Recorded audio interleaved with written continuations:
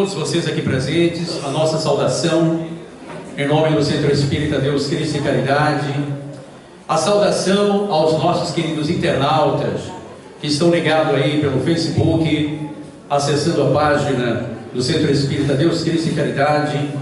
Muito obrigado a todos vocês em mais uma edição da nossa Semana Espírita, desta vez completando o seu 48º ano de atividades culturais, artísticas e doutrinárias, levando a mensagem espírita à sociedade serriense e região cisaleira.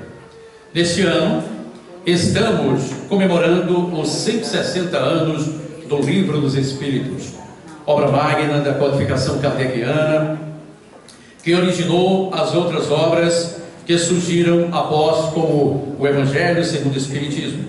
E é nele que vamos encontrar exatamente a mensagem do Espírito de verdade, que diz: o Espírito do Senhor, que são as virtudes dos céus, qual imenso exército que se movimenta, ao receber as ordens do seu comando, espalham-se por toda a superfície da terra, e semelhantes a estrelas cadentes, vêm iluminar os caminhos e abrir os olhos aos cegos. Eu vos digo em verdade, que são chegados os tempos em que todas as coisas hão de ser restabelecidas no seu verdadeiro sentido, para dissipar as trevas, confundir os orgulhosos e glorificar os justos. As grandes vozes do céu ressoam com os sons de trombetas, e os cânticos dos anjos se lhes associam. Nós vos convidamos a vós, homens, para o divino concerto. Tomai da lira, fazei uníssono nas vossas vozes, e que no hino sagrado elas se estendam e repercutam de um extremo a outro do universo. Homens, irmãos a quem amamos, aqui estamos juntos de vós. Amai-vos também uns aos outros, e dizei do fundo do coração, fazendo as vontades do Pai que está no céu: Senhor, Senhor, e podereis entrar no reino dos céus. O Espírito de verdade. E esta mensagem vem revelar aos homens ser o Espiritismo o Consolador prometido por Jesus. E é este o nosso tema que iniciaremos a partir de hoje até o dia 27 de agosto. Queremos então convidar nesse momento o nosso querido Elcio para fazer a prece de início dos nossos trabalhos e logo após convocar o nosso diretor-presidente para fazer a abertura oficial da nossa 48ª Semana Espírita. Elcio. Amado Jesus, Mestre de luz infinita, paz deste universo, governador deste planeta que nos acolhe e nos abriga nesta nossa longa caminhada evolutiva, nós vos pedimos, ó Mestre Jesus, a presença dos vossos mensageiros, dos irmãos espirituais que dirigem as atividades deste nosso centro espírita.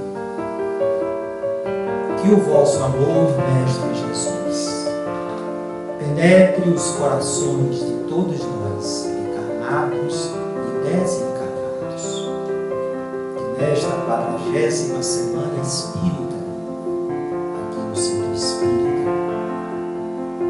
esteja sempre envolvida de amor, de paz, espírito de fraternidade, e que este mesmo amor, esta mesma paz, esta mesma fraternidade se estenda por todos os dias das nossas vidas. A paz de Jesus penetre todos os corações, e que estejamos sempre fortalecidos nesta nossa caminhada na busca do bem, da paz universal, do amor fraterno. Todos os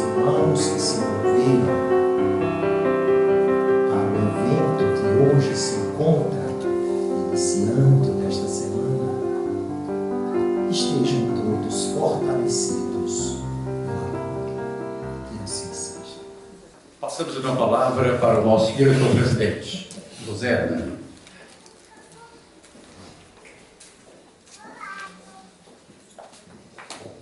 Bem, novamente a todos os presentes, os internautas. É com grande satisfação que abrimos a 48ª Semana Espírita do Centro Espírita de Caridade.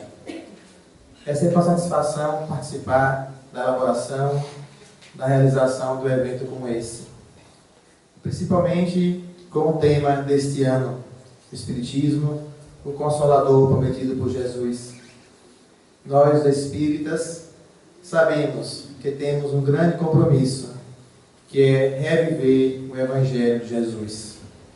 Nós, que somos os trabalhadores da última hora, que estamos nesse momento, vivenciando um momento de transição planetária, que a gente possa aproveitar esse momento, esta semana de reflexão, de aprendizado, para o nosso próprio crescimento espiritual. Que possamos nos envolver, vibrarmos nessa nova ideia da construção do Evangelho, de um mundo melhor aqui na Terra. Foi com grande carinho que nós, na direção do Centro Espírita, os trabalhadores, os colaboradores, que preparamos esta Semana Espírita. Gostaria de agradecer a todos aqueles que auxiliaram, que colaboraram. E principalmente aquelas pessoas que virão, que já estão aqui presentes para participar do evento. É uma grande satisfação. A realização maior desse evento será se conseguirmos que aquilo que foi ensinado, que for discutido aqui, possa se constituir em elementos para nossa própria realização espiritual. Desejo a todos, sejam bem-vindos à 48ª Semana Espírita de Serrinha. Convidamos então o nosso querido Flávio Souza Santos para abordares o Espiritismo, Consolador prometido por Jesus.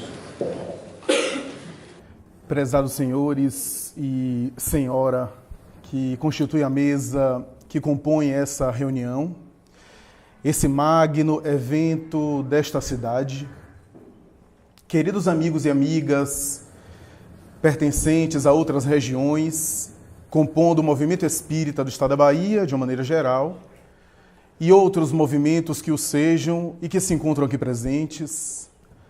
Caros amigos e amigas, espíritas ou não, nossos cumprimentos, nossos votos de bênçãos e nossa rogativa ao Senhor de todos nós, que Ele próprio, representado aqui pelos seus prepostos, os espíritos bons, possa nos abençoar, envolvendo-nos na sua proteção, nas vibrações de que tanto carecemos. A mentalidade oriental é rica de símbolos e de imagens. Qualquer especialista afirma isso ao recuar e analisar as tradições culturais, folclóricas do Oriente. A lógica de pensar, de intervir, de raciocinar, as expressões da retórica, do discurso e, por extensão, resultando na literatura, na poesia, nas tradições religiosas, na escrita de um modo geral. Toda ela no Oriente é muito diversa do modo de pensar, do modo de interagir, do modo de atuar, da forma de funcionar do homem ocidental, do contexto do Ocidente. Porquanto o Ocidente, herdeiro das tradições gregas, cuja referência é o modelo maior, para a tradição acadêmica ou não, a tradição do raciocínio popular ou erudito, de alguma forma, inundando todo o caldo de cultura, direto ou indiretamente, que resultaria no pensamento lógico formal, no pensamento científico, todo ele, talvez, se a gente for reduzir em uma espécie de economia de motivos, a lógica aristotélica, que estabelecia a sistematização, a descrição, a análise, é muito diversa a forma de funcionar no Oriente. Enquanto no Ocidente, as tradições culturais dos textos tendem a separar para examinar, a dissecar para melhor entender, a especializar-se aprofundando determinados conteúdos, enquanto no Ocidente tendemos a sistematizar as ideias para melhor organizá-las e descrevê-las, no Oriente quase sempre não há nem a preocupação de descrevê-las. O Oriente tem, via de regra e grosso modo, uma tradição muito mais da experimentação, da sensação, dos sentimentos e das metáforas a ele associadas, da experiência do sujeito. Por isso que convencionalmente estabeleceu-se que no Oriente nós temos um modo de funcionar muito menos racional e mais místico no bom sentido da palavra, mais intuitivo, mais não lógico-matemático, mais feminino, mais emocional, mais espiritual, falando de uma maneira geral e, claro, pegando aqui estereótipos. Por isso que quando nós consultamos os textos mais sagrados e mais caros à tradição oriental, do islamismo ao hinduísmo, do brahmanismo ao budismo, ou das filosofias em geral orientais, místicas, desde os hierofantes do Egito aos rishis da Índia, os homens santos, desde os grandes yogis, meditadores transcendentais, até as criaturas que viveram nas comunidades, agindo em prol delas e orientando as massas, encontraremos quase sempre uma abordagem emocional, uma abordagem não descritiva, uma abordagem preocupada muito mais com as sensações e as experiências do sujeito.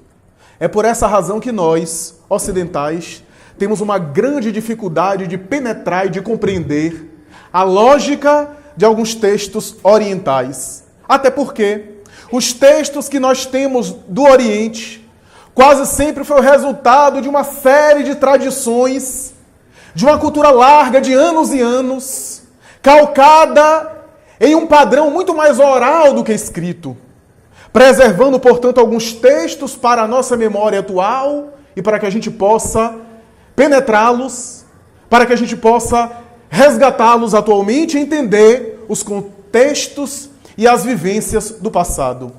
Tudo isso para dizer, de uma maneira geral, que no Oriente a tradição era muito mais oral do que escrita, quase sempre foi.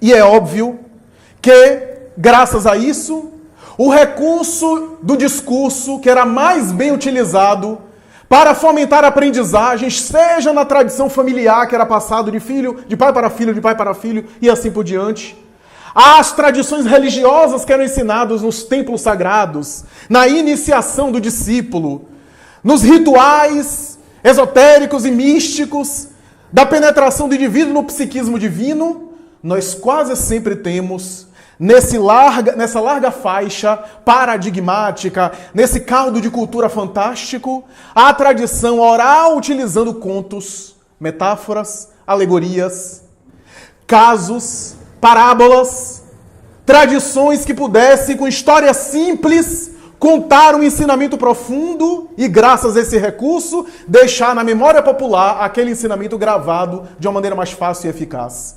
Porque uma história simples, econômica, sucinta, é mais facilmente assimilado pela memória popular, é mais facilmente absorvido e, por isso, passado de geração a geração, e as tradições se preservam de maneira oral. É por essa razão que os koans, as tradições folclóricas, as alegorias, os mitos, as tradições da arte estão naturalmente recheando a cultura oriental, particularmente a tradição antiga. E é natural pensar que, a despeito disso, o vocabulário pobre e a escrita rara porque era inacessível à maioria das pessoas analfabetas, mas também rara porque era cara o processo de adquirir cultura formal escrita por meio de solicitação de um escriba, um escrevente, um secretário, que pudesse, através de uma alta remuneração, porque era caro, escrever a tradição sagrada do Oriente, ou os grandes textos, ou as grandes condutas, os grandes padrões orais através dos textos, em pele de carneiro, em pergaminhos, em papiros, cujo processo era tão penoso quanto caro. É natural, portanto, pensar que nessa tradição, a cultura oriental, rica de figuras simbólicas, tem no seu bojo essencial elementos que tentam explicar realidades abstratas que a linguagem frontal e direta nem sempre logra fazê-lo. É por isso que o Oriente nos fascina. Porque quase sempre, quando nós tentamos explicar uma coisa, nós limitamos aquilo que a gente quer explicar, sobretudo quando se trata de algo abstrato, algo emocional, algo muito metafísico. Por essa razão a arte, por essa razão a poesia, porque a poesia logra falar aquilo que o verbo na escrita direta e formal, naquilo que a dissertação, que a escrita acadêmica não consegue fazê-lo.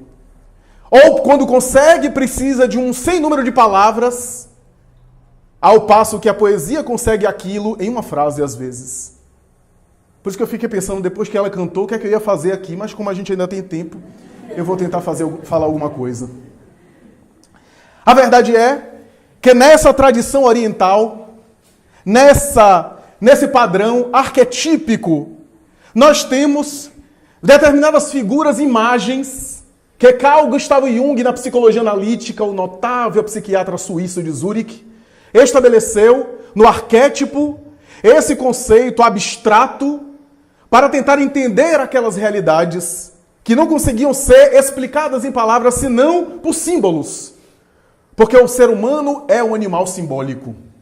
É um animal que dá signo e sentido às coisas, que absorve sentido e significado ao seu redor. E a pior coisa, quiçá, emocionalmente ou espiritualmente para o ser humano, é o perder o sentido das coisas. Quando ele perde o sentido para viver, o sentido das coisas, ele adoece. Social, espiritual, emocional, caminhando para adoecer também, quiçá, fisicamente. Essa, portanto, é a ideia do Oriente. Tentar abarcar as coisas de uma maneira abstrata, de uma maneira mais abrangente, através de figuras, porque a figura não limita. Quando eu tento definir uma coisa, eu limito.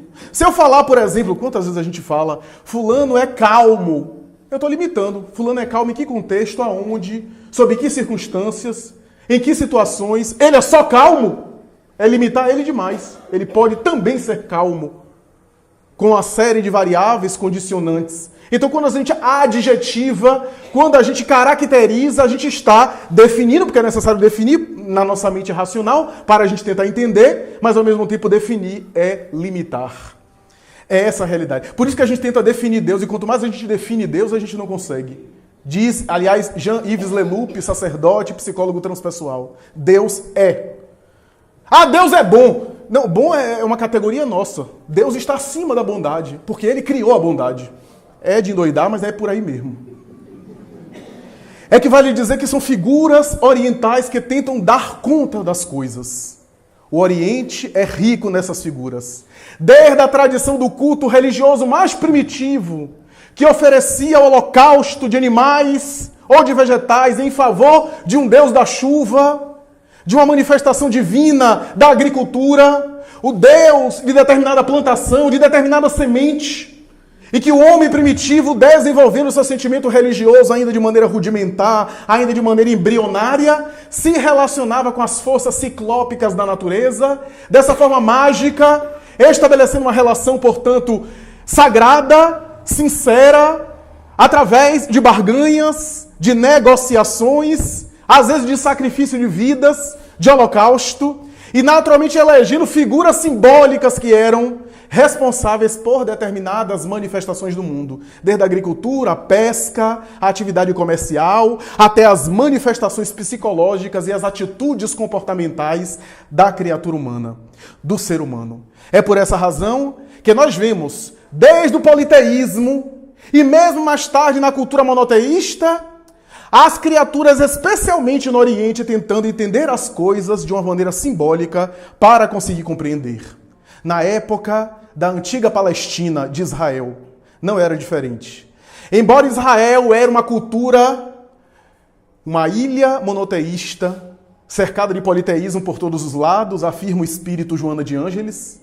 Embora a grande conquista do Deus único em Israel, a compreensão mais amadurecida de que o universo é um cosmo e não um caos, fruto de vontades deliberadas e antagônicas, os deuses, mas é oriundo de uma única força harmônica, e esse princípio criador era a ideia de Yahvé, da causa primária, da origem de tudo. Portanto, o monoteísmo começa a ser implantado. Ainda assim, havia não apenas herança do politeísmo, mas também tentativa de entender as coisas através de uma forma simbólica.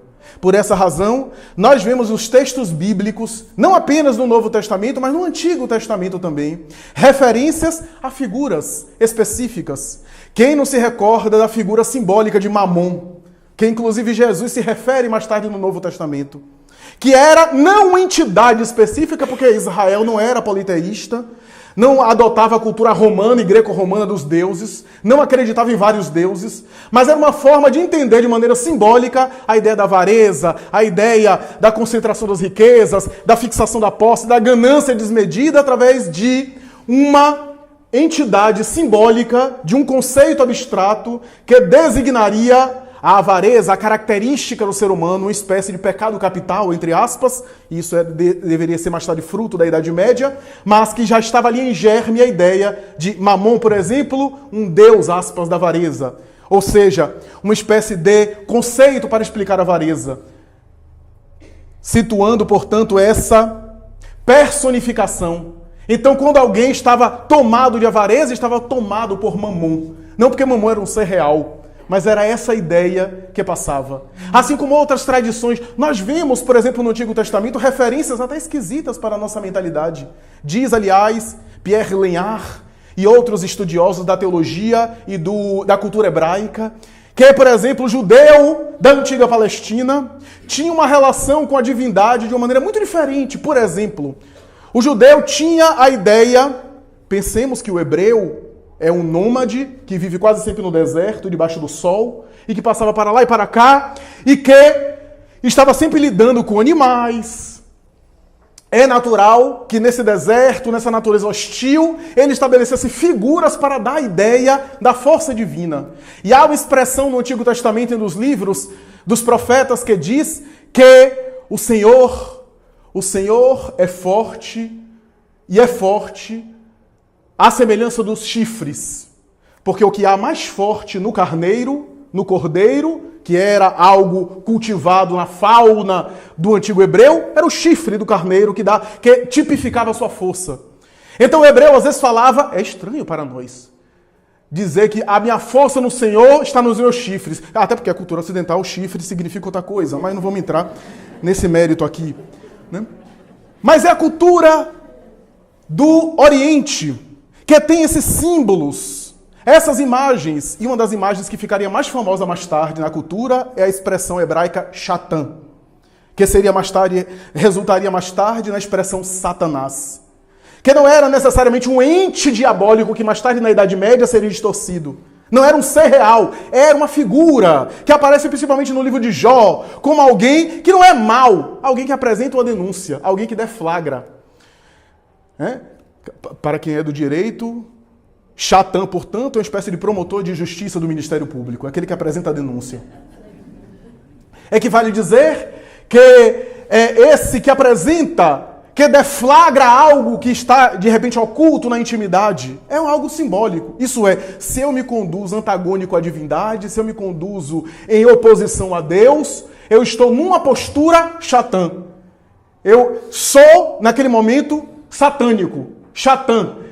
E isso acaba sendo deflagrado, acaba denunciando o meu escândalo. É essa mais ou menos a ideia da figura mitológica que aparece, até porque na antiga Palestina, na Bíblia hebraica antiga, Deus personificava as duas coisas. Ele gerava a guerra, ele estabelecia a destruição, o dilúvio e assim por diante. Ele estabelecia punições, era um grande legislador, e ele mesmo também abençoava, compensava, recompensava. Então não tinha essa dicotomia da Idade Média, de Deus de um lado e entidade diabólica brigando com Deus. Deus incorporava as duas realidades. E Satã era alguém que apresentava uma denúncia, que deflagrava, era algo simbólico, que mais tarde seria traduzido pela expressão grega diabolos, que do grego para o português significa aquele que divide ou aquele que destrói, em detrimento do Satã, que também é tentador, tentação, aquele que divide, aquele que espalha, aquele que não une, essa expressão. Mas há outra expressão na cultura hebraica que quase passa despercebida pela maioria de nós e que quase não tem referência, muito pouca. É a expressão sanegor. A expressão sanegor significa, na cultura hebraica, o oposto de Satã. Se de um lado tem Satã ou Satanás, aquele que divide, aquele que espalha, aquele que desagrega e aquele que apresenta uma denúncia que deflagra, sanegor seria um defensor público. Seria o advogado, seria aquele que defende. Essa palavra, que mais tarde seria traduzida para o grego como parakletos ou paráclito, como se queira. Traduzida ao português significa aquele que instrui, aquele que consola, aquele que orienta, aquele que defende, o advogado, o defensor ou o consolador. Essa mais ou menos é a tradução para o princípio agregador, segundo a cultura hebraica, do sanegor. E essa expressão, que aparece algumas vezes na Bíblia hebraica, na Septuaginta, a famosa Bíblia hebraica, que segundo a tradição foi traduzida no Egito para a Biblioteca de Alexandria, já que a tradição do Oriente era mais oral, houve uma necessidade de traduzir a Bíblia hebraica mais tarde para o Egito. E segundo a tradição, não se sabe se é verdade, essa Septuaginta de 70 foi traduzida em 70 dias por cerca de 72 sábios. Não se sabe se é verdade, mas a versão da Septuaginta mais antiga que nós temos tem, em um momento, a utilização da palavra paráclito ou paracleto, que seria a versão grega de sanegor, que está no livro de Jó, no capítulo 16, versículo 2, quando se estabelece Jó, em determinado momento, falando da diferença do ímpio, que Jó deve ser uma figura também mitológica. O ímpio, ou seja, o infiel, aquele que está em oposição, que não está em conexão com Deus, e aquele que está em vinculação com Deus, ele estabelece a ideia, a dicotomia, começa a categorizar, e no capítulo 16, no versículo mencionado, ele diz que o ímpio, ou aquele que não está em conexão com Deus, é quase sempre um falso consolador, um consolador enfadonho, e tece considerações, e a palavra paráclito ali aparece. Filon de Alexandria, discípulo de Platão, neoplatônico de Alexandria, um dos pais da igreja, da patrística, utilizou várias vezes a palavra paráclito nos seus textos. E traduzindo a Bíblia, em alguns momentos interpretando a Bíblia, ele considerava paráclito ou paracleto uma expressão que deveria designar um conjunto de seres que intercedem com a humanidade, que assessoram a humanidade. Sejam intercessores humanos, benfeitores da humanidade, sejam seres angelicais, arcangelicais, que de vez em quando estão, em nome de Deus, ajudando as criaturas em um coletivo, em um grupamento. E essa colocação de Filon de Alexandria é extraordinário. Jesus, uma única vez, mencionou o paráclito ou paracleto. Está no Evangelho de João, como se sabe, lido aqui, inclusive, agora há pouco, no capítulo 14, versículos 15 e 16, 25, 26 e seguintes, quando em determinado momento, já no final da existência, nesse evangelho que é considerado um evangelho místico, um evangelho todo simbólico, se o evangelho de Mateus é uma linguagem toda hebraica para os seus irmãos hebreus, daí o evangelho de Mateus não é um evangelho biográfico, cronológico, mas um evangelho temático, discursivo em torno da lei, para que os hebreus pudessem entender que era o Messias que era esperado, que era um hebreu falando aos seus irmãos de raça.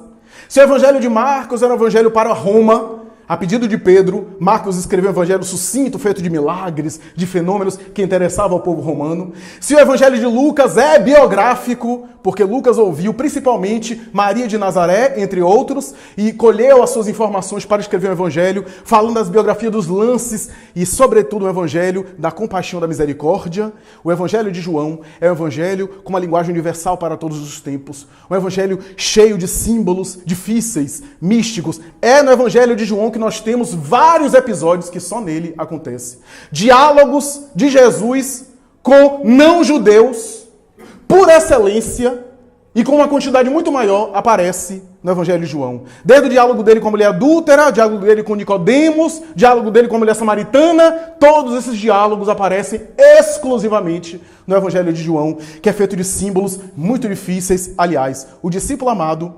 transcreveu um discurso de Jesus, quando já no final da existência, antes de marchar para o matadouro, para o sacrifício total, no capítulo mencionado, ele vai dizer: se me amais, entre outras considerações, guardais os meus mandamentos. E eu, chegará o dia, rogarei a meu Pai que envie outro consolador para ficar convosco, para fazer lembrar as minhas mensagens, recordá-las e dizer coisas novas que hoje não posso dizer, porque vós não suportaríeis. E é por isso que eu vos falo por parábolas, para que entendais. Mas esse Paráclito, esse Consolador, algumas bíblias, como a do padre João Ferreira de Almeida e outras, traduzem já como Consolador. Outras, como a Bíblia de Jerusalém, a Bíblia do Peregrino e outras, traduzem como Paráclito, deixam a expressão em grego mesmo. Porque já que a expressão grego pode ser traduzida tanto defensor, consolador, instrutor, orientador, preferem deixar a expressão em grego mesmo. Mas esse Paráclito, diz ele, continuando, que é o Santo Espírito, em algumas traduções, em outras, o Espírito Santo, que deu origem a uma teologia e uma teoria de que esse Paracleto seria a manifestação do Espírito Santo dentro da teologia romana, que nós iremos explicar. Mas esse Paracleto, diz Jesus, que é o Santo Espírito, o Espírito Santo, ficará convosco para todo sempre. Vós não o vereis, mas ele estará convosco e recordará as minhas mensagens, dirá coisas novas e assim por diante. Essas colocações geraram uma série de especulações e é um dos episódios da Bíblia, especialmente do Novo Testamento, mais difícil e que gera mais controvérsia na teologia. Desde a teologia citada do Espírito Santo na Bíblia, e até hoje há uma dificuldade de conceituar o Espírito Santo. É claro que há uma conceituação católico-romana muito respeitável, das mais respeitáveis e admiráveis, do Espírito Santo, até a teologia do Pentecostes, segundo a qual alguns irmãos, especialmente protestantes, acreditam que esse Consolador veio no famoso dia de Pentecostes, quando as línguas estrangeiras, as línguas de fogo, começam a falar por meio dos apóstolos, os discípulos convertendo dezenas ou até centenas de pessoas, conforme descrito na própria Bíblia, especialmente em Atos dos Apóstolos, e que aquele fenômeno admirável seria o próprio Consolador, o próprio Paráclito, que voltava. Algumas considerações lógicas que nós tiramos do texto de João, sem entrar em nenhum mérito aqui da interpretação. Primeiro, o Consolador não pode ser uma pessoa. Porque se Jesus diz que vós não vereis, mas ele estará convosco para todo sempre, não pode ser uma pessoa humana. Porque nenhuma pessoa humana fica conosco para sempre. Uma hora ela desencarna, uma hora ela se vai. Então não é uma personalidade. Isso é lógico. Então não dá para se dizer que esse Consolador é a volta do próprio Cristo, ou a volta de alguém, ou a vinda de alguém. É algo que não é uma pessoa. Talvez uma ideia. Talvez um conjunto de ideias. Para ficar com a gente só um ideal, uma filosofia, uma doutrina, um conjunto de ideias que tipifiquem essa mentalidade de ficar conosco para todo sempre e nos esclarecer. Uma outra questão é que Jesus diz no capítulo de João, capítulo 14, que é por isso que eu vos falo por parábolas, porque a humanidade não está preparada, vós não suportaria se eu dissesse tudo que eu tenho a dizer. Ora, se a humanidade não estava preparada naquela época, como é que alguns dias depois da sua morte, a humanidade toda estava preparada e aí Pentecostes veio e toda a humanidade foi esclarecida? Ora, se no tempo de Jesus ele disse que as pessoas não estavam preparadas, como é que alguns dias depois o mundo já estava preparado para receber esse Consolador, esse Espírito de verdade, em algumas traduções, esse Paráclito. Não me parece lógico, não me parece coerente, não nos parece razoável pensar dessa forma, já que Jesus havia dito que a humanidade não estava ainda em condições. Então, era em um tempo futuro. Uma outra coisa que vale a pena nós considerarmos. Se Jesus disse no capítulo 14 de João que esse Consolador recordaria a sua mensagem, é porque ele estava dizendo que a sua mensagem iria ser esquecida. Porque só se recorda de algo que se esqueceu. Só se lembra de algo que se ignora. Se ele disse que seria recordada, é porque ele já sabia que a mensagem dele ia ser ignorada, ia ser distorcida, ia ser mal compreendida, ia ser deturpada, como aconteceu em nossa forma de ver ao longo dos séculos, ao longo dos tempos, nós distorcemos a mensagem dele. E uma outra coisa, dirá coisas novas, que hoje eu não posso vos falar. Se nós examinarmos, mesmo de maneira superficial, a tradição antes de Jesus até Jesus, veremos que Moisés deu um salto qualitativo. Por quê? Primeiro, o monoteísmo, como falamos. A partir daquele momento, Moisés inaugura uma mentalidade que não era apenas a mentalidade de um Deus único, mas de um Deus que concentrava nele a sabedoria religiosa das chamadas ciências secretas, porque Moisés também é herdeiro da cultura egípcia. E ele, o grande valor de Moisés não era apenas de o Deus no sentido de numeral, mas no sentido de único, de um conceito de algo que está acima de nós e que é muito bem estruturado na figura do legislador. Deus é um legislador. O Deus de Moisés é um legislador, o que era um passo avançado. Moisés também teve o valor de reunir aquilo que tinha de mais complicado em todo o Oriente, da sabedoria sagrada, dos mistérios inacessíveis à população, das grandes manifestações culturais do Egito, dos templos, dos iniciados, dos esotéricos com S, dos exotéricos com X. Ele conseguiu reunir de maneira simples, sucinta, tudo aquilo em uma forma mais acessível, em uma linguagem mais direta, em uma colocação mais objetiva, sintetizando todas aquelas coisas em uma legislação que misturava código legal com princípios religiosos e espirituais, já que não havia separação como a gente tem hoje, executivo, legislativo, judiciário. Lá é uma coisa só, inclusive religioso. Porque a lei civil e penal era também o próprio código moral e espiritual.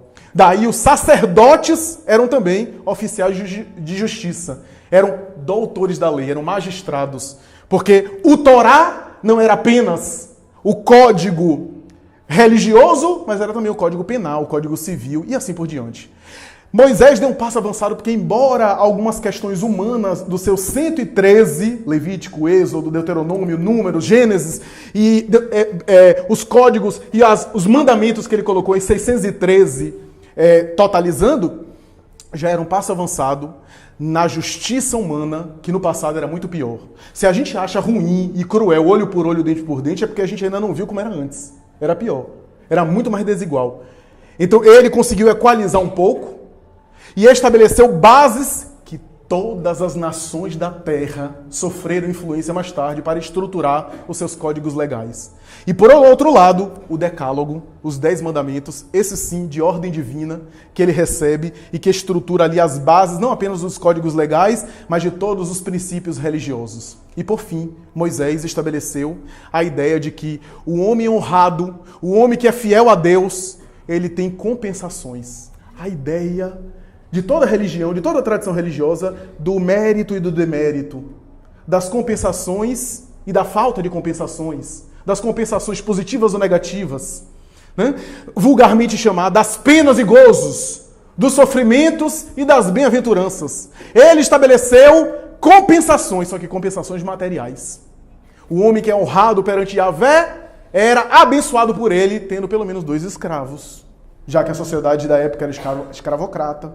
Era abençoado com prosperidade material. Honrai pai e mãe para que tenhais longos dias de vida na terra. Era necessário ter longos dias de vida na terra, ou seja, a compensação era material.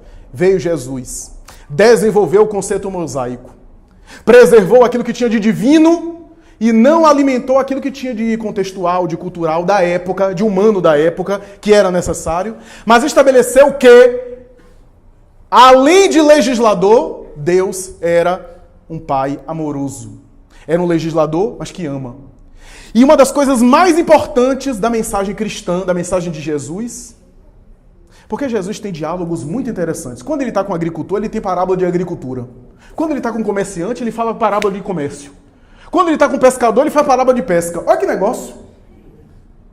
Então, parábola de comércio, ele usa sestésio, talento, denário, óbolo de viúva. Quando é agricultor, parábola de semeador, grão de mostarda, e assim por diante. Quando está diante de sacerdotes da lei, ele faz parábola da lei. Parábola do bom samaritano é parábola da lei.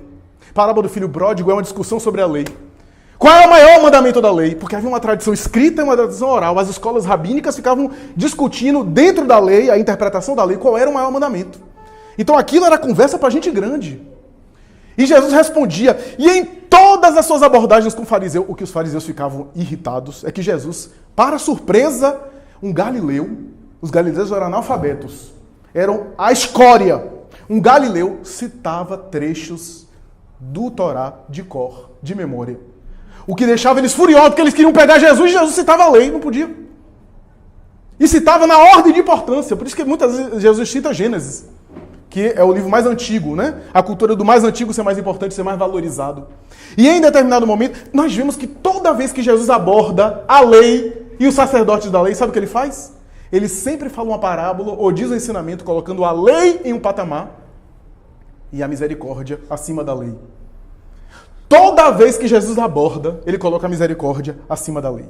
O Sermão da Montanha, as suas parábolas, e ele conclui o seu ensinamento dizendo que existem compensações mesmo. Para a nossa conduta existem compensações, mas não são compensações materiais. Está numa vida futura. Se restringiu a dizer que essa vida futura se apresenta ou de bem-aventurança ou de pranto e ranger de dentes. Não podia dizer mais. A mentalidade não tinha condição de absorver mais. Seria perturbar as pessoas e seria não construtivo, contraproducente. Ele sabia que era necessário esperar a humanidade desenvolver. Da mesma forma que com a criança, a gente vai lidando com algumas coisas, vai ensinando a criança de alguma forma, algumas coisas, para a criança ir digerindo e não perturbá-la. Senão daqui a pouco a criança está no psiquiatra. Sem necessidade, porque a gente enxurra ela de informações para as quais ela não se encontra preparada. Da mesma forma que o médico chega para você e diz assim, olha, faz o seguinte, o prato que você precisa comer tem que ser colorido. Quanto mais colorido, melhor. Você não acha que o médico pensa nessa... Ele está usando uma figura metafórica para você entender. Ele entende de uma maneira muito mais técnica o que é que ele está querendo dizer da alimentação rica. Ou um cardiologista vai dizer assim, imagine que o seu coração é uma espécie de motor de carro, e aí começa a dar uma... Você acha que o médico pensa que o coração é um motor de carro, que ele pensa... Não, ele está usando a metáfora para você entender, mas o mestre sabe mais do que o aluno. O orientador sabe mais. Ele usa a metáfora para que o aluno compreenda, mas ele não pensa da mesma forma. Jesus utilizou de algumas metáforas, de algumas coisas, porque a humanidade não tinha condições.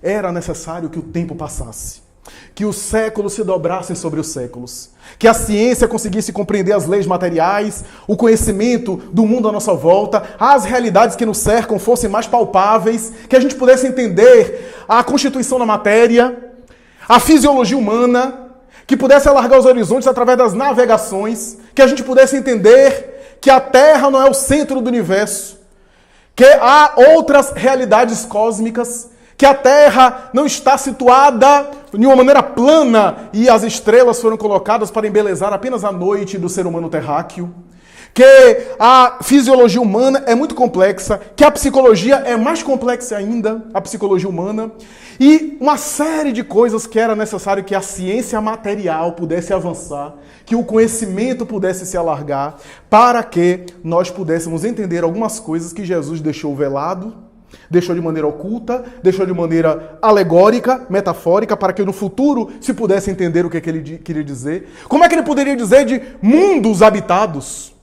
Há muitas moradas na casa do Pai. Se restringia a falar isso. E no futuro, a humanidade poderia entender. E assim por diante.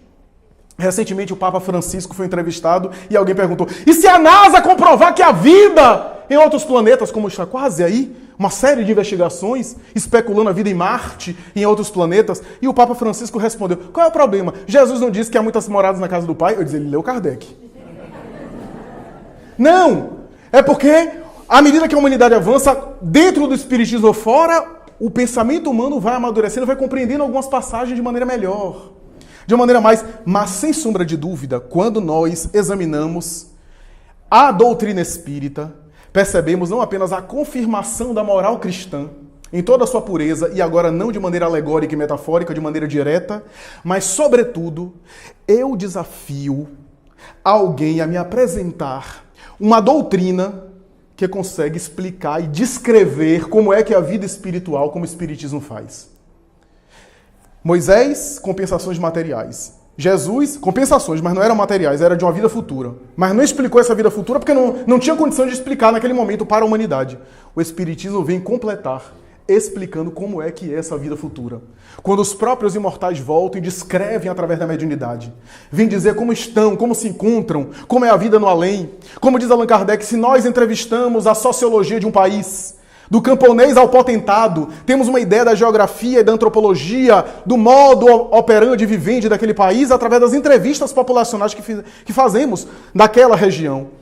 É isso, diz ele, que fizemos com o mundo espiritual. Entrevistando os espíritos, ouvindo deles os seus relatos, e eles descrevendo com minudência, demonstrando a imortalidade da alma e afirmando aquela velha colocação bíblica que está lá no Antigo Testamento, se não me falha a memória, no texto de Isaías, quando diz: quando os profetas se calarem, as pedras falarão.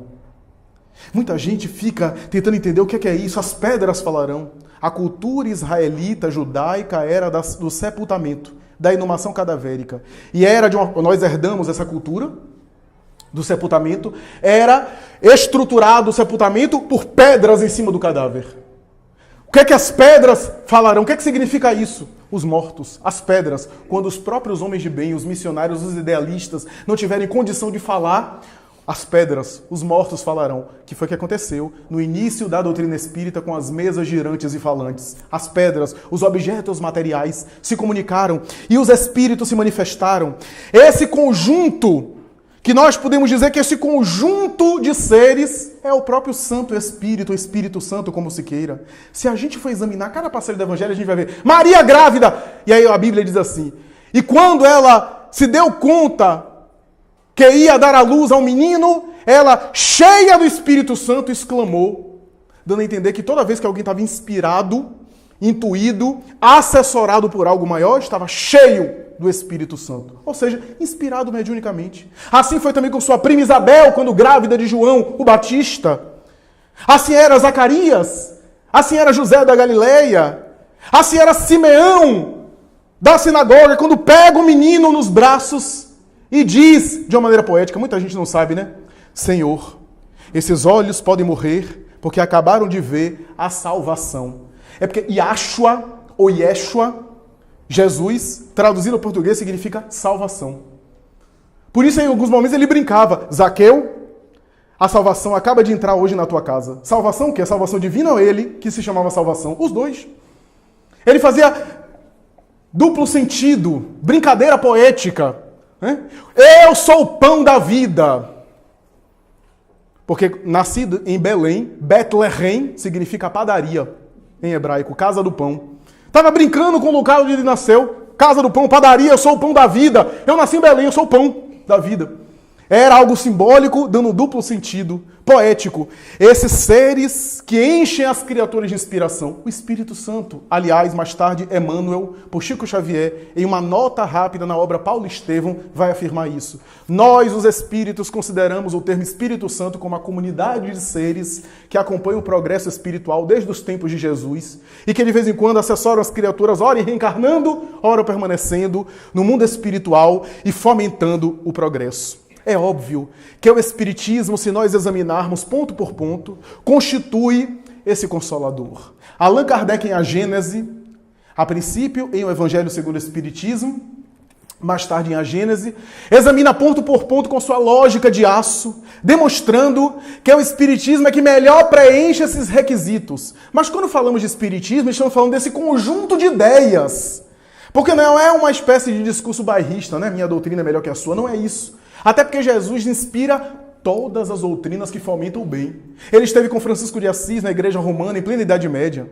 Ele assessorou Teresa de Ávila. Ele assessorou Santo Agostinho. Ele esteve em grandes momentos da humanidade com grandes vultos, porque Jesus não tem religião, ele é o amor. Mas é óbvio que uma doutrina, como a doutrina espírita, que representa esse conjunto de ideias, que nela se aglutina essas verdades espirituais, ainda que a gente possa distorcê-las, porque a humanidade às vezes distorce as melhores coisas, corrompe as melhores coisas, como diz Friedrich Nietzsche, aonde o homem põe a mão, ele corrompe. É uma coisa pessimista, né? Mas, de certa forma, em algum aspecto, em algum nível, tem razão, né? Aonde vai o homem, aí vão as suas misérias, dizia o outro pensador Anatole France. Mas a verdade é que, apesar de a gente ter o risco de distorcer as melhores coisas, o que o Espiritismo representa em termos de ideia, desse conjunto de ideias, que não é patrimônio da doutrina, é esse conjunto de ideias. Por isso que o Espiritismo, diz Allan Kardec, está no ar. Kardec vai utilizar o termo Espiritismo em dois sentidos na codificação. Um deles é a doutrina codificada a partir do século XIX, que reúne esses princípios. E o outro é o conjunto de ideias que ele diz remonta à mais alta antiguidade e sempre esteve com a humanidade.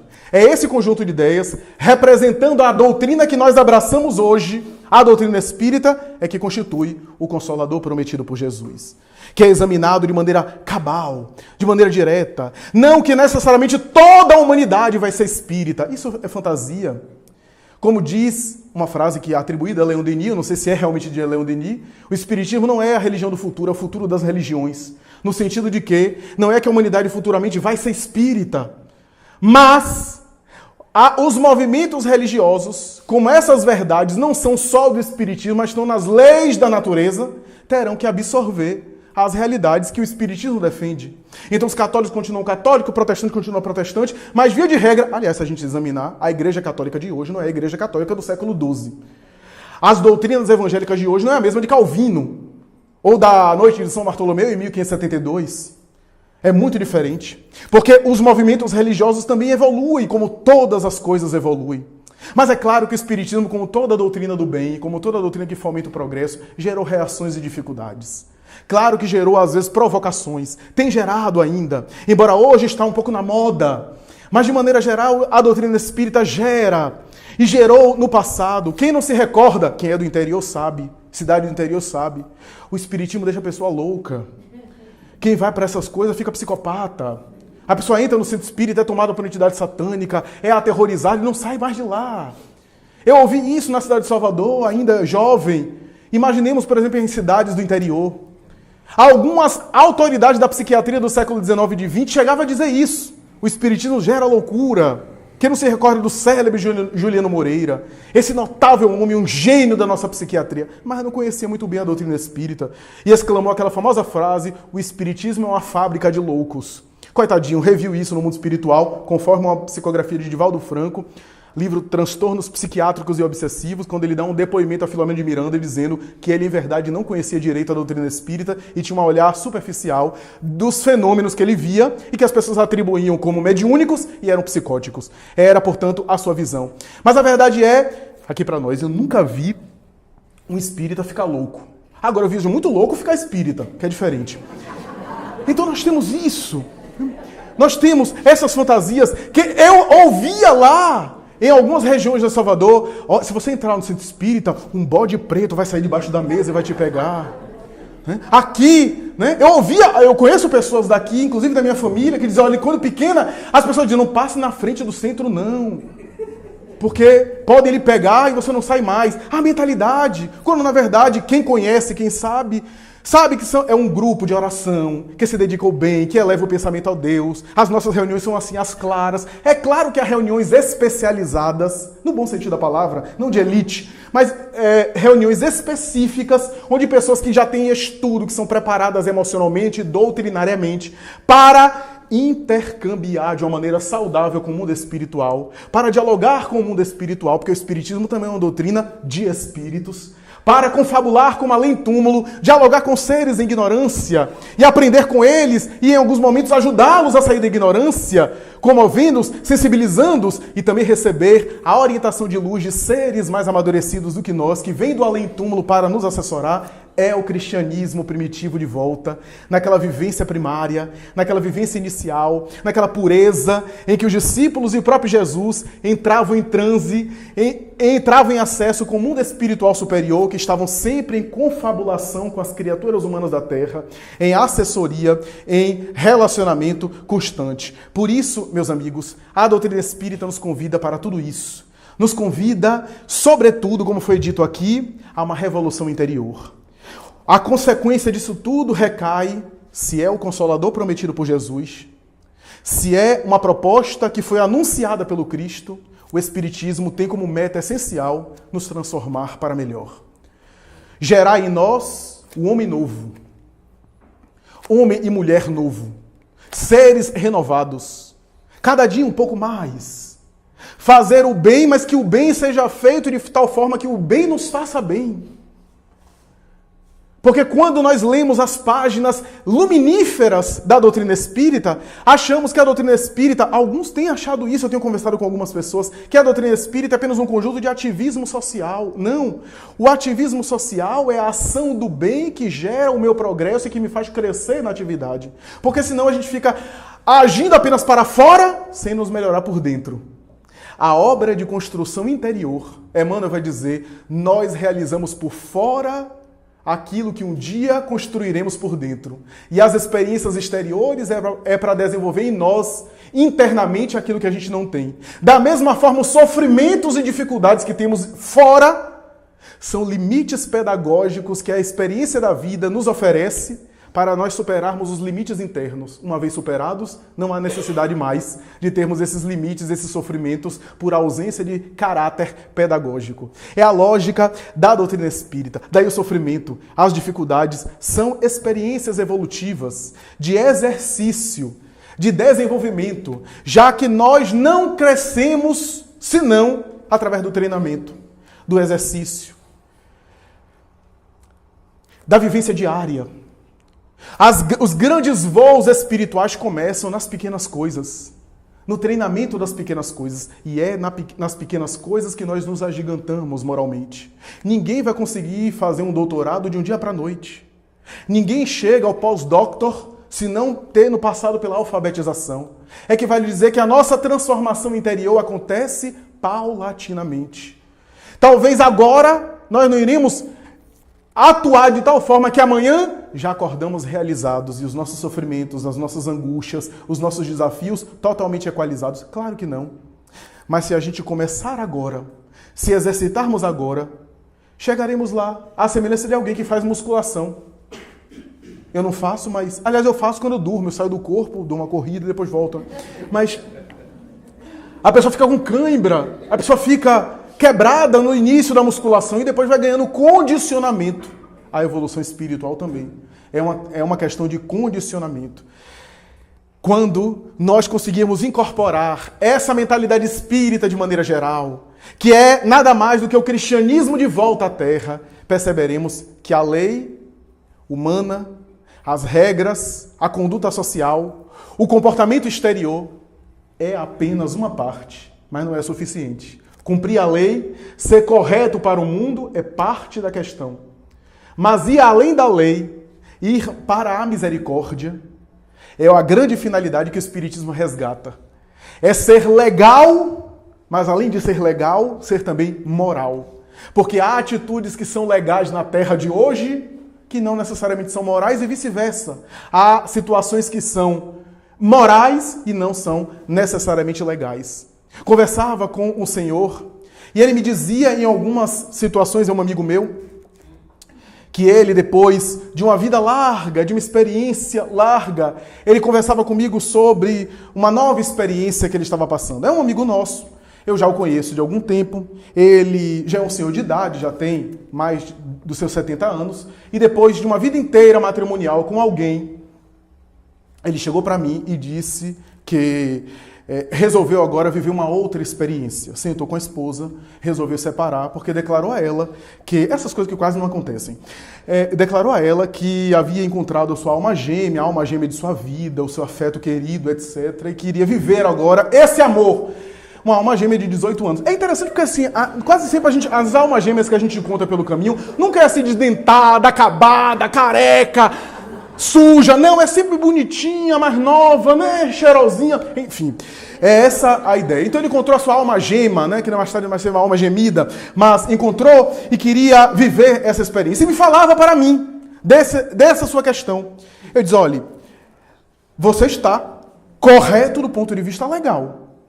Em vez de adotar uma postura dupla, de adulterar, de trair, de ferir os sentimentos alheios, você legalmente, você foi honesto, sincero, abriu o jogo, mas eu fico me perguntando se do ponto de vista de uma lei maior está tudo correto. Porque em nome de um amor, que nem sempre é amor, eu agora deixo alguém que viveu para mim, depois de anos, e que vai ter muito mais dificuldade de refazer a sua vida amorosa, a sua vida afetiva, convenhamos, para eu viver uma experiência que, em nome de um amor, e se é amor mesmo, porque não amo a pessoa como amigo? Porque o amor não necessita do sexo. Eu posso amar todo mundo, mas não necessariamente fazer sexo com todo mundo. O amor vai além da experiência sensorial e não da angústia. Então por que não transmutar? E ele disse, mas eu não sei se eu aguento, eu não sei se eu dou conta disso. Ele disse, pois é, legalmente você está todo coberto de razão, você está amparado pela lei, você está socialmente correto. Mas eu fico pensando nas repercussões, porque nós somos responsáveis também por aquilo que a gente faz ao outro. E se o outro não suporta aquilo que a gente faz com ele, nas repercussões que gera nele, faz também uma repercussão para mim. Tu és responsável por tudo aquilo que cativas o Pequeno Príncipe.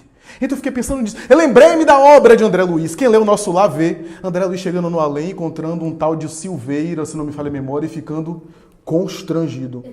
Porque lembrou que na Terra esse Silveira era um devedor de dinheiro do seu pai. O pai, na época, era legal. O pai emprestava dinheiro e depois cobrava juros. E André Luiz apoiava esses negócios do pai. E o dito cujo, que era um vizinho, se encalacrou financeiramente, na hora de pagar a dívida não tinha, foi com esposa, chegou, humilhou-se, pediu apenas mais um pequeno prazo para que ele possa correr atrás e lhe devolver a quantia, etc. E o pai de André Luiz, inclemente, estava correto legalmente. E disse, vou acionar a justiça. A mãe de André Luiz começa a chorar e começa a apelar para os sentimentos. E ele dizia, eu achava minha mãe muito sentimentaloide. E tentava demovê-la, achava ela emocional demais. E apoiei. E fiz, inclusive, pressão para que meu pai cumprisse a lei. O homem, para pagar a dívida, teve que vender a casa, transferir-se de local para um local distante, remover, inclusive, filhos e esposa. Passou por penúrias materiais, por dificuldades, etc. E eu fiquei pensando nesse detalhe, porque André Luiz estava amparado pela lei. Ele estava corretíssimo legalmente. Estava profundamente correto, mas faltou a misericórdia. E chegando lá em túmulo, quando ele encontra o Silveira, que estava numa situação muito melhor do que a dele espiritualmente, ele fica constrangido. E aí ele ensaia... Sabe como a gente não tem o que fazer assim direito, né? Ele não sabe o que falar. Então ele começou a ensaiar um pedido de desculpa, alguma coisa assim, e Silveira só mudando de assunto. E mudava de assunto, vamos para lá trabalhar, etc. Até que em determinado momento André Luiz, escuta, Silveira, você lembra daquele episódio? E o espírito, né? O espírito mais amadurecido, já penetrando o psiquismo daquele que ainda está vulnerável, diz assim, André, pare com isso, eu já sei o que é que você está pensando, esqueça isso, deixe, são águas passadas, eu não guardo nenhum rancor de vocês, muito pelo contrário, eu vou lhe confessar uma coisa, aquela experiência foi muito boa para mim, eu cresci muito, a penúria que nós passamos, as dificuldades materiais fizeram-me crescer na limitação, na resignação, na falta de rebeldia. E eu, emocionalmente, só me amadureci. Foi muito boa aquela experiência. Afinal, vamos deixar isso pra lá. E afinal, cadê seu pai? Cadê seu velho? Eu quero abraçar ele. E André Luiz não teve nem coragem de dizer que estava anos ainda em zonas de sofrimento. No além-túmulo. Então ele ficou pensando sobre aquilo. O que é que eu quero dizer com tudo isso? É que aqueles que despertamos para a proposta do Consolador, temos que ir além da lei, do cumprimento da lei. Temos que ir para a misericórdia.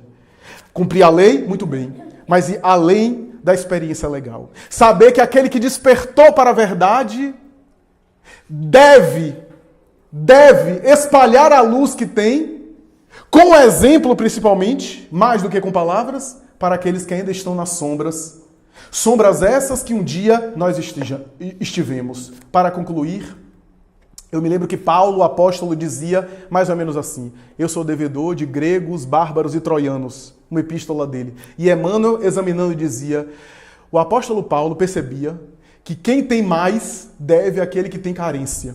Como ele tinha um grande conhecimento cultural, como ele tinha um grande patrimônio de experiência espiritual e de sabedoria, ele se sentia devedor daquele que ainda estava na marginalidade da ignorância, naquele que ainda estava jornadeando nas sombras da ignorância. E eu me lembro que Hilário Silva, psicografia por Chico Xavier, conta uma história muito bonita que eu contei recentemente. Quando Jesus passava por Cafarnaum, na direção de Jerusalém, ele topa com um homem, estavam já andando pela Judéia há algum tempo, cansados, os peregrinos, né?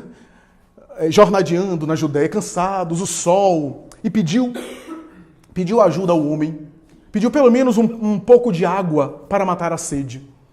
E o homem, que era um grosseiro, destratou, xingou, desceu os maiores palavrões, despejou nele e nos apóstolos as palavras mais agressivas. Os apóstolos ficaram revoltados, começaram a se unir, como ele é grande, brutamonte, mais 12 contra 1, e Jesus olhou e acalmou e pediu para seguir adiante. E eles, indignados, seguiram adiante, porque é hábito cultural do antigo hebreu, pelo menos dar abrigo ao estrangeiro que passa. Moisés dizia isso em Levítico. E nem isso ele fez, passou adiante. E próximo a uma outra cidade, outra região, já exaustos, Jesus se acerca com os discípulos de uma mulher, de uma jovem mal saída da adolescência, entrando na vida adulta, se acerca dela e pede-lhe água. E ela diz: não apenas lhe dou água, mas se quiseres, eu moro com meu pai, lhe darei abrigo para todos vocês. É nosso dever de atender o estrangeiro. Queres água, queres alimentação, queres repouso. E tratou-os de uma forma tão doce, com uma candura tão grande, que sensibilizou a todos. E Jesus recusou a oferta, quase nunca se hospedava mais de uma vez na casa de ninguém, quase sempre ficava com os discípulos para não dar trabalho a ninguém. E mais tarde pediu apenas a água, aceitou um pouco de água para ele e para os apóstolos e passou adiante. E quando estavam sozinhos, um dos apóstolos, eu imagino que era Pedro, porque Pedro é que nem a gente assim, né? Bem humano, né? Nós somos um pouco mais desequilibrados que Pedro, mas Pedro é bem humano, né? E Pedro olhou para o mestre, diz Hilário Silva, e diz assim: Senhor, eu fico pensando a diferença dessa mulher para aquele outro homem no reino dos céus.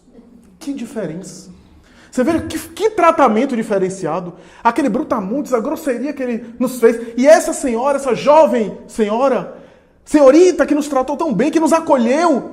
Como deve ser diferente a situação de cada um deles no reino dos céus. Hilário Silva termina a sua história maravilhosa, a sua poesia, olhando para os apóstolos e dizendo assim: é porque vocês não sabem. Há alguns anos adiante, essa jovem vai se casar com um brutamontes. E através da experiência, lentamente ela que já despertou para a verdade, com seu exemplo e a sua convivência, com os anos que se passam, ele um dia vai despertar.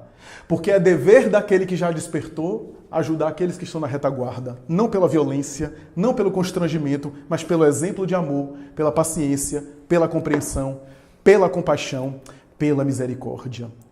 Por isso, meus amigos, com muita sabedoria, a Semana Espírita de Serrinha elegeu esse tema central que será discutido, que será ventilado, que será debatido pelos vários oradores.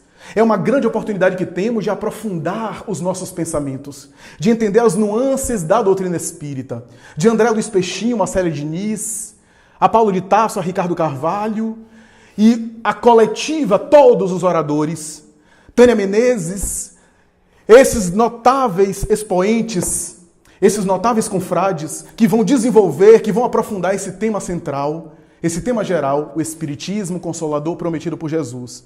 Fico muito feliz e honrado pela oportunidade, agradecendo de antemão essa experiência. Sei que não dei conta de tudo, de um tema vasto. Talvez apenas aquilo que mais me sensibiliza.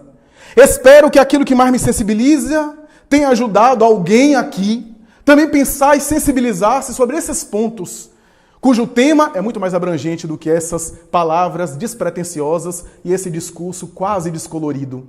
Mas agradecendo a oportunidade, lembro-me de José Silvério Horta quando diz, por meio de Chico Xavier, Senhor, louvado seja, Senhor, na glória do lar celeste, pelo bem que nos trouxestes do Evangelho Redentor, na tarefa renovada que o teu olhar nos consente, de espírito reverente clamamos pelo teu amor, pobres cegos que fugimos, da luz que nos enleva, nossa oração rompe a treva, escuta-nos, mestre, e vem retificar nosso passo, na tarefa corrigida, sustenta a nossa vida na luta do eterno bem.